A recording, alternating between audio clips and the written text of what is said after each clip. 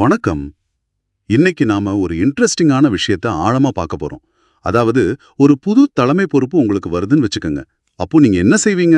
ம் பொதுவா நாம அந்த கம்பெனியை இம்ப்ரெஸ் பண்ணத்தான் பாப்போம். ஆமா.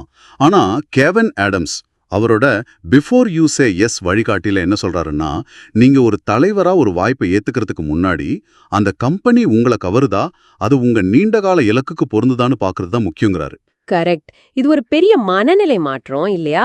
நிச்சயமா. சோ இன்னைக்கு இத பத்தி தான் விரிவா பார்க்க போறோம். இது வெறும் இன்டர்வியூ preparation மாதிரி இல்ல. இது ஒரு சுய பரிசோதனை. ஒரு பெரிய பதவி கிடைக்குதுங்கிறதுக்காக சட்டுன்னு ஓகே சொல்லிடலாமா? இல்ல. அந்த பொறுப்பு நம்மளோட மதிப்பீடுகளோட நம்ம வாழ்க்கையோட ஒத்து போகுதான்னு யோசிக்கணுமா? இதுதான் கேள்வி. ஆமா. ஆடம்ஸ் இதுக்கு ஒரு ஃப்ரேம்வொர்க் கொடுத்திருக்காரு இல்லையா? ஆமா, 25 கேள்விகளை ஒரு 5 முக்கிய தலைப்புகள்ல பிரிச்சிருக்காரு. நீங்க ஆம் சொல்றதுக்கு முன்னாடி உங்களுக்கு முழு தெளிவு இருக்கான்னு பாத்துக்க இது உதவும். சூப்பர். அப்போ அந்த முதல் கட்டம் தனிப்பட்ட பரிமாணம், அத பத்தி சொல்லுங்க. ம் இதுல இந்த பொறுப்பு என் மதிப்புகளோட ஒத்து போகுதா அப்படிங்கிற மாதிரி கேள்விகள். அப்புறம் நான் உண்மையிலே இதுல ஆர்வமா இருக்கேனா? ஆமா, இது மேலோட்டமா கேக்குற கேள்வி இல்ல. உங்களுடைய தனிப்பட்ட அடையாளம், நீங்க நம்புற விஷயங்கள், இதெல்லாம் நீங்க ஏத்துக்க போற பாத்திரத்தோட பொருந்துதான்னு ஆழமா பார்க்கணும். உதாரணத்துக்கு நீங்க ரொம்ப வெளிப்படையா இருக்கணும்னு நினைக்கிறீங்கன்னு வச்சுக்கோங்களேன். ஆனா அந்த கம்பெனி கல்ச்சர் ரொம்ப ரகசியமா இருக்குன்னா அங்க போய் தலைமை ஏத்துக்கிறது கஷ்டம்தான். சரி. அதோட இந்த பொறுப்பு என் தனிப்பட்ட வாழ்க்கையை எப்படி பாதிக்கும்? இதுவும் ஒரு முக்கியமான கேள்வி. இது கொஞ்சம் சுயநலமா தெரியலையா? இல்லவே இல்ல. ஆடம்ஸ் என்ன சொல்றாருன்னா, இது ஒரு வெறும் பர்சனல் கவலை இல்ல, இது ஒரு வியூக ரீதியான கேள்விங்கிறாரு. வியூக ரீதியான கேள்வியா? எப்படின்னு கொஞ்சம் சொல்லுங்களேன். ஏன்னா பாருங்க, உங்க தனிப்பட்ட வாழ்க்கை ரொம்ப பாதிக்கப்பட்டு நீங்க மன அழுத்தத்துல இருந்தா அது உங்க முடிவெடுக்கும் திறனை பாதிக்கும், உங்க வேலைய பாதிக்கும். ஆமாமா, அது சரிதான். அப்போ கடைசியில அது கம்பெனியோட நலனையும் பாதிக்கும் தானே. அதனால வேலை வாழ்க்கை சமநிலைங்கிறது அது உங்க தலைமை பொறுப்போட வெற்றிக்கு அவசியமான ஒண்ணு, வெறும் தனிப்பட்ட விருப்பம் இல்ல. ஓஹோ, இப்ப புரியுது.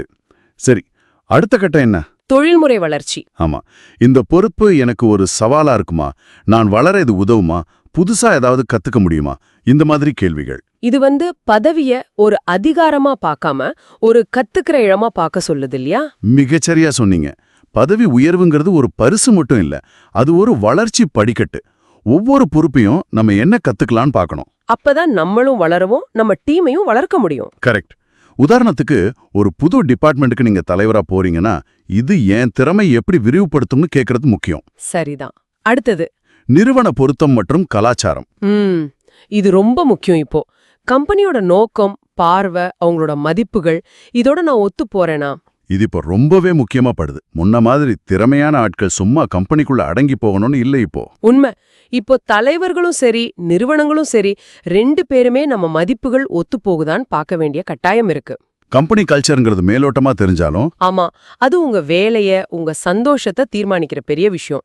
அங்க புதுசா யோசிக்க இடம் இருக்கா, இல்ல எல்லாரும் ஒரே மாதிரி தான் சிந்திக்கணுமா? எப்படி தெரிஞ்சுக்கிறது?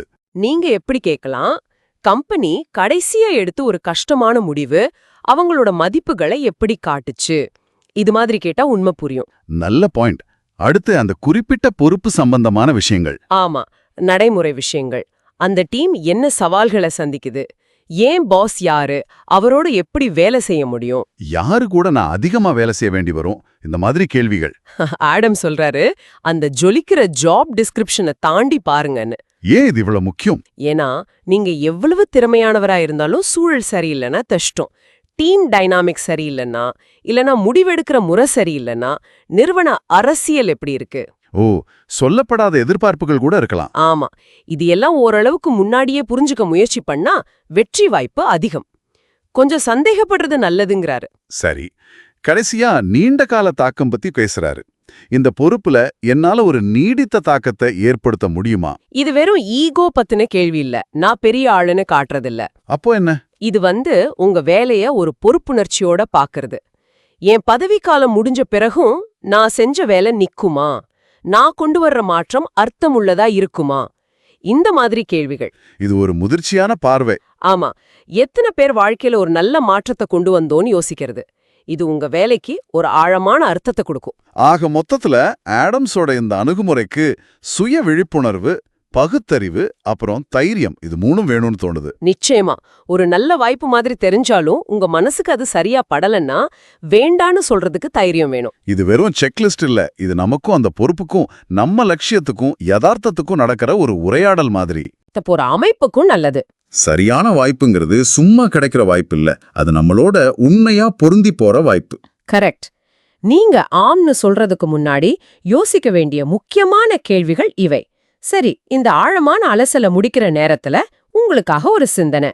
இப்போ நாம பார்த்த எல்லா கேள்விகளையும் தாண்டி உங்க அடுத்த தலைமை பொறுப்புல நீங்க முழுசா பொருந்தி போகணும்னா உங்களால கொஞ்சம் கூட விட்டு கொடுக்கவே முடியாத அந்த ஒத்த விஷயம், அந்த ஒரு நிபந்தனை என்னவா இருக்கும்? அதை யோசிச்சு பாருங்க.